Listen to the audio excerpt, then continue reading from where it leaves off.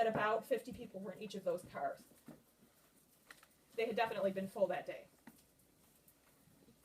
Your fate in the accident really depended on which car you were in. The rear car tipped and fell, spinning as it went down into the gorge, landed with a smash that everybody could hear all over, and then was tilted against the wall of the gorge. The other car, the one that was in front of it, had already traveled several hundred feet past that point by the time it fell.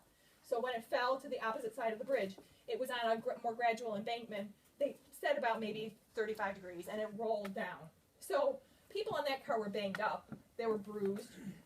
Some of them did die from that car.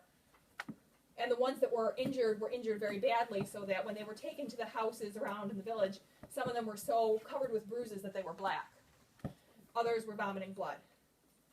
But they, at least many of them, walked away from it.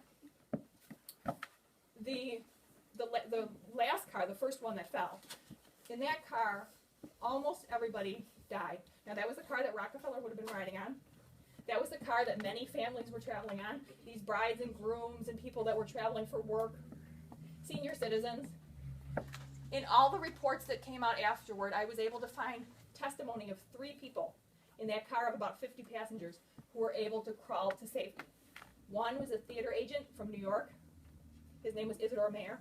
And then there was a couple called the Thomases from Utica.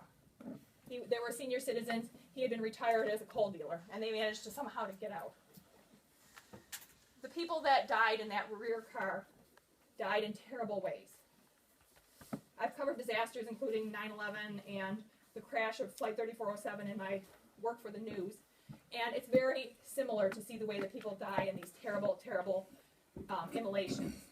The car turned into basically a chimney flue because the stoves, the coal spread over the car, and it ignited, and the flames kind of went upwards, and it, swept through the car, so everything was burned. The upholstery, people's clothing, their bodies.